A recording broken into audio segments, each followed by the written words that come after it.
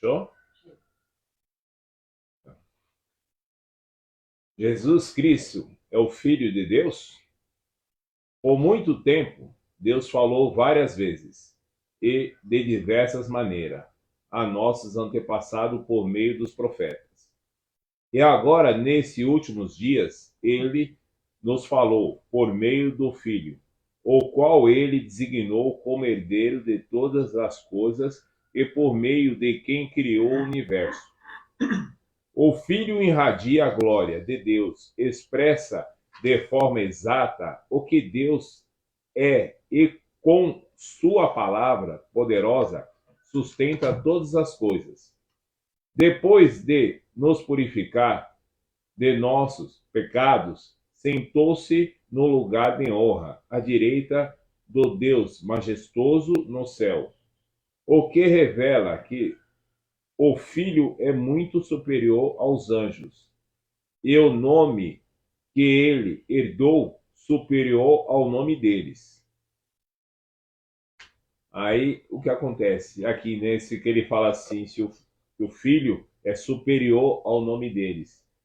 Que eu vou estar lendo uma passagem aqui que vocês vão ver que os anjos estavam achando que anjos era Deus, era Deus que enviava ele como que ele fosse sucessor, né, os anjos. Mas não, Deus, os anjos era assim, um espírito que vinha para abrir o caminho para Cristo que estava vindo. Tá? Então, o Filho é maior que os anjos, pois Deus nunca disse a nenhum anjo: você é meu filho. Hoje eu o gerei. Ou ainda, eu serei seu pai, e ele será meu filho. E quando ele trouxe o seu Filho Supremo ao mundo, disse que todos os anjos de Deus o adorem.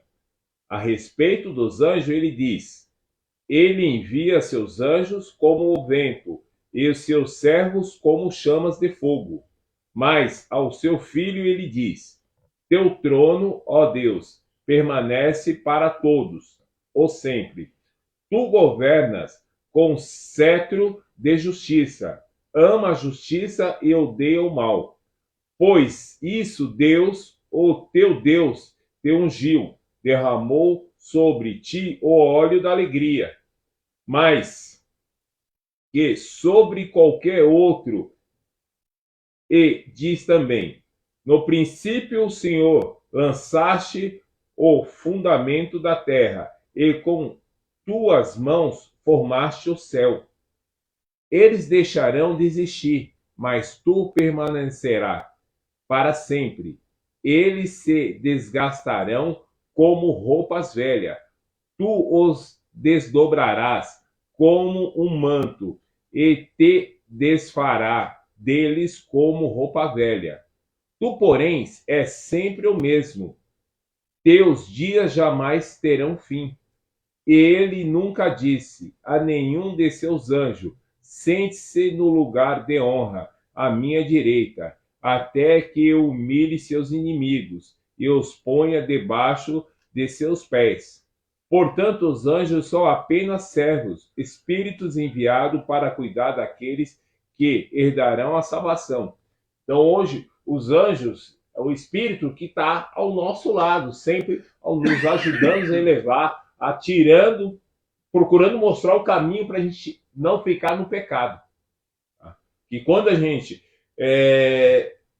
acredita que Deus indiretamente está conosco, né, através do Espírito, é que os anjos estão cuidando de nós. Como a gente sempre fala, né, no modo humano, assim, que os anjos estão conosco, que o Espírito de Deus, que Deus enviou para estar nos cuidando. Tá? Mas não que é Ele que é Deus. Tá? Eles são só nossos guardiões. Advertência contra a negligência espiritual. Portanto, precisamos prestar muita atenção às verdades que temos ouvido, para não nos desviarmos dela, pois a mensagem que foi transmitida por meio de anjos permaneceu firme, e toda transgressão e desobediência recebeu o castigo merecido. O que nos faz pensar, que escaparemos se negligenciarmos essa grande salvação anunciada, primeiramente pelo Senhor e depois transmitida a nós por aqueles que ouviram falar. E Deus confirmou a mensagem por meio de sinais, maravilhas e diversos milagres, e também por dons do Espírito Santo, conforme sua vontade. Então, Deus sempre está conosco, como a gente estava falando agora há pouco. Coisas que a gente menos vê, a gente menos acredita, acontece. Quanto menos a gente faz o bem, sem querer alguma coisa em troca, a coisa vem tão maravilhosa para nós, que é muito bom. As coisas acontecem de uma maneira assim inexplicável, não tem como explicar. Só Deus mesmo que pode explicar isso, esse dom que ele faz por nós. Se a gente anda na palavra, procura andar correto, né? Que nós somos humanos, né? Então nós somos cheios de falhas. Mas se a gente andamos correto, assim, a metade das coisas, ou muito mais, as coisas acontecem muito bem pra gente. Tá? Se a gente faz o bem para uma pessoa, o dobro, as coisas vêm bem em dobro para nós. Jesus, o homem, tá? Jesus veio para, né, nos ajudar.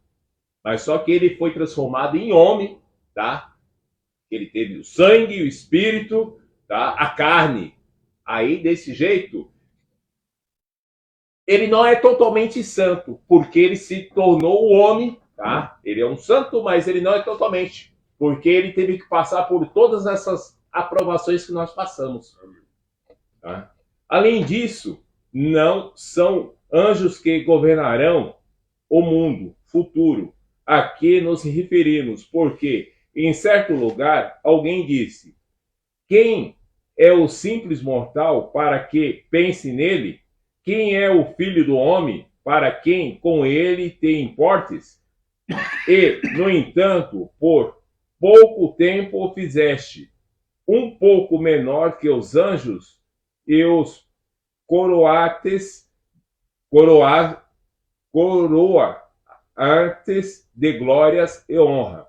Tu lhe deste autoridade sobre todas as coisas. Quando diz todas as coisas, significa que nada foi deixado de fora. É verdade que ainda não vimos tudo ser submetido à sua autoridade. Contudo, vemos Jesus que por pouco tempo foi feito um pouco menor que os anjos, tá? Onde que eu acabei de falar.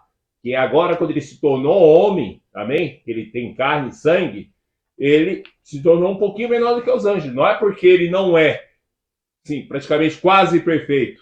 Nesse ponto, ele ficou um pouquinho assim, não sendo perfeito, para ele passar para as aprovações que nós temos hoje. Tá? Isso daí, se a gente olhar para o outro lado, a gente vai falar assim, ele não foi perfeito, ele foi perfeito. Mas só que ele passou por todos esses testes para nos dar essa salvação, que hoje nós temos. Então, um pouco foi feito um pouco menor que os anjos, e que por ter sofrido a morte, agora está coroado de glória e honra, sem fim pela graça de Deus. Jesus experimentou a morte por todos.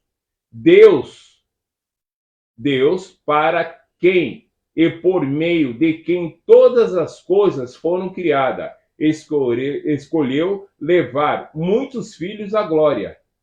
E era apropriado que, por meio do sofrimento de Jesus, ele tornasse o líder perfeito para conduzir-nos à salvação. Então, ele, no entanto, que está mostrando que ele foi perfeito. Tá? Ele passou por esses pecados todos para poder dar essa salvação nossa.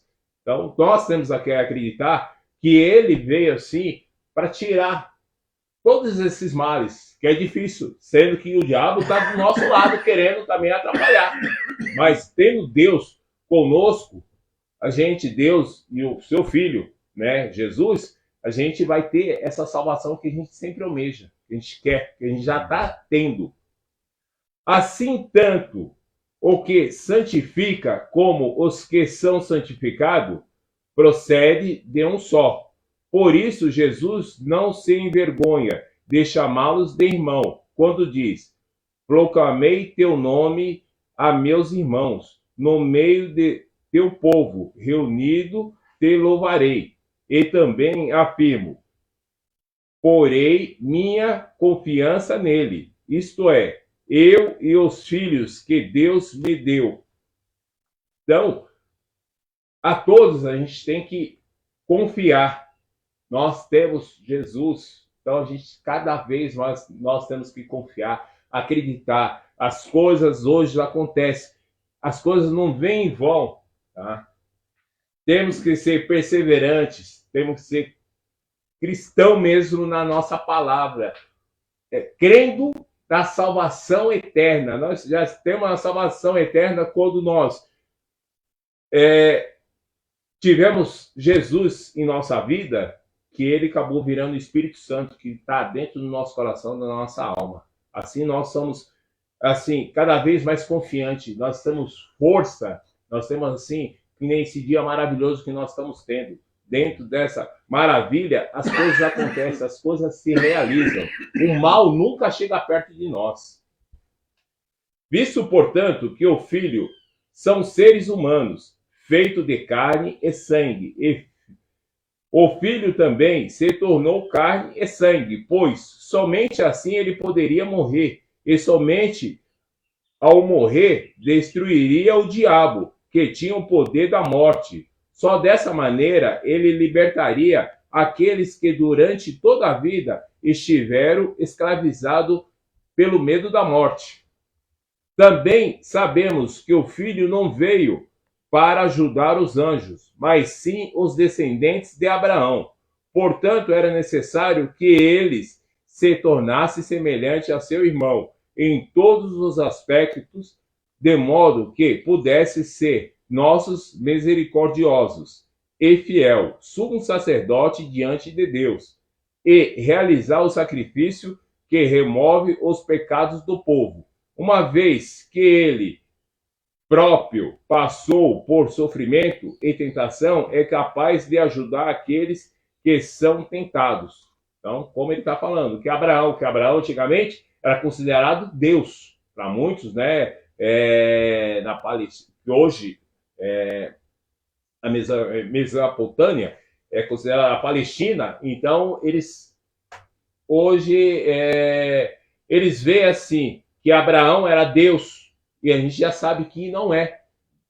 Abraão é o enviado de Deus, tá? E os filhos, os seguidores de Abraão, então vendo que estava sendo escravizado, então a gente precisou ter Jesus Cristo para tirar todo esse pecado, para nos libertar, para dar essa glória que nós estamos tendo. Jesus é maior que Moisés. Portanto, irmãos, santos que participam do chamado celestial, considere atentamente a Jesus, que declaramos ser apóstolo e sumo sacerdote, pois ele foi fiel àquele que o designou, assim como Moisés serviu fielmente quando lhe foi confiado toda a casa de Deus. Amém. Jesus, no entanto, é digno de muito mais honra que Moisés, assim como a pessoa que constrói uma casa merece mais elogios que a casa em si, pois toda casa tem um construtor, mas Deus é o construtor de todas as coisas. Então, Deus é o maior, tá? Então, como Deus se colocou perante ao Filho dele também, que ele deu esse poder para Jesus vir nos salvar, Jesus foi um construtor, né? Um construtor, ele passou os poderes para Jesus, para ele poder fazer essa glória, para ele mostrar que a gente temos condições, tá? E ele colocou o Filho dele como um homem para poder sentir todos os males, as tentações, como ele teve a tentação do diabo estar do lado dele, querendo desviar ele, mas ele foi perseverante, coisa que nós devemos fazer. É difícil, mas não é impossível. Nós devemos estar sempre na palavra. Por certo, Moisés foi fiel como servo na casa de Deus, e seu trabalho ilustrou verdades que seriam mais tarde reveladas. Mas Cristo, como filho, é responsável por toda a casa de Deus e nós somos a casa de Deus. Se nós mantivermos corajosos, firmes em nossa esperança gloriosa. Por isso o Espírito Santo diz: hoje, se ouvires sua voz, não endureça o coração, como eles fizeram na rebelião, quando me puseram à prova no deserto. Acabei de falar agora, puseram à prova, ele teve aquela tentação lá, e o diabo queria, eu te dou também um céu para você. E ele, firme e forte, conseguiu perseverar e conseguiu sair dessa tentação. É o que nós devemos fazer também. Ali, seus antepassados me tentaram e me puseram à prova, apesar de terem visto meus feitos durante 40 anos. Por isso, fiquei irado com aquela geração e disse: seu coração sempre se desvia de mim. Vocês se recusam a andar em meus caminhos. Assim, jurei a minha ira. Jamais entrarão em meu descanso. Portanto, irmão, cuidem para que nenhum de vocês tenha o coração perverso, incrédulo, que os desvie do Deus vivo. Advirtam uns aos outros todos os dias, enquanto ainda é hoje, para que nenhum de vocês sejam enganados pelo pecado e fique endurecido. Porque nos tornaremos participantes de Cristo, se de fato mantivermos firmes até o fim, confiança que nele depositamos. No início, lembre-se do que foi dito.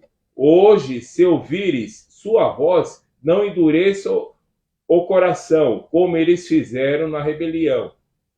E quem foram os que se rebelaram? Mesmo depois de terem ouvido, não foram aqueles que saíram do Egito, conduzidos por Moisés. E quem deixou Deus irado durante 40 anos não foi o povo que pecou e cujo corpo ficaram no deserto, e a quem Deus se dirigiu quando jurou que jamais entraria em seu descanso. Não foi o povo que lhe desobedeceu. Vemos, portanto, que não puderam entrar no descanso por causa da sua incredulidade. Quando nós cremos em Deus, a gente tem a tranquilidade de ter o coração amolecido, a gente vê coisas boas. Quando a gente não tem, quando a gente não crê em Deus, a gente vai ter o coração endurecido, a gente vai ver coisas ruins, coisas más. Então a gente tem que sempre acreditar em Deus, que Deus é maior. Tá? Cristo esteve com nós, hoje está em nós, que é o Espírito Santo, então é coisas boas, só coisas boas, maravilhosas. Tá? Então, é dentro disso a nossa palavra de hoje. Amém. Glória a Deus, obrigado. Glória a Deus, muito obrigado. Essa aqui bate muito bem com o que eu vou pregar depois.